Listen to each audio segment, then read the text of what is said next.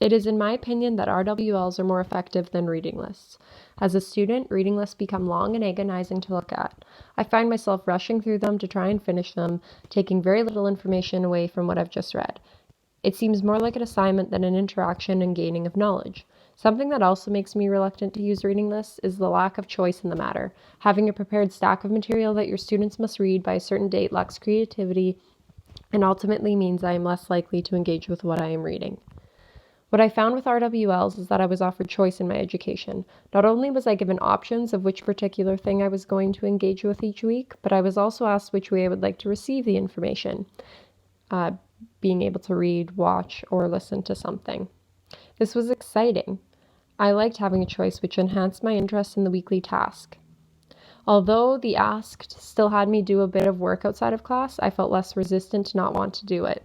As someone who learns best by a stimulating presentation, I often found myself engaging with the videos. Sometimes I wouldn't even notice that they were 10 minutes long. Using this option with my students is definitely something I will try in the future. I want to create an environment where my students are still held accountable for doing a bit of work outside of class. Being earlier students, this may not be a lot, but having them engage in something outside the class is an exciting way to have them introduced to homework and for parents to be connected with what their kids are learning in school.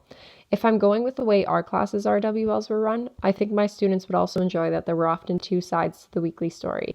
One video may say that technology is good, for a lack of a better example, while another article might argue this point. Something I may modify to this would be to obviously lower the amount of options given. Being so young, my students would need less options to start off with so that they could keep organized with what is expected of them. Although you can tell them that they only need to do one, they would most likely all forget and do all of them because they don't want to get in trouble, and now you have a bunch of whining parents talking about too much homework and crying children everywhere. Another thing I would adjust would be the way I teach them how to do this. I would introduce the idea at the very beginning of the year. We would start off by doing it as a class every week by watching or reading something together, and then we would talk about it. I may also have them do some writing on it depending where they were at. It wouldn't be until I thought they were ready to do it on their own or at home that I would even bring this up. Although I know my students may want the independence of this fun activity, they would definitely need some practice and prep before I handed it off to them.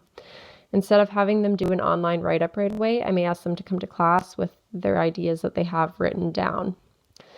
From there, I would open up the introduction and eventually process of writing their answers online in a class blog or on Google Classroom. I can see their excitement in this now. They would, after being thoroughly introduced to it to reduce anxiety, truly appreciate being given the choice to voice their understanding and their beliefs in a certain topic independently.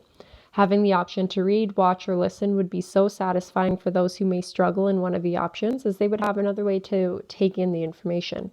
I can picture the success of it all now, which is why I'm so very excited to introduce this to my future students one day. I loved it, and I know they would too.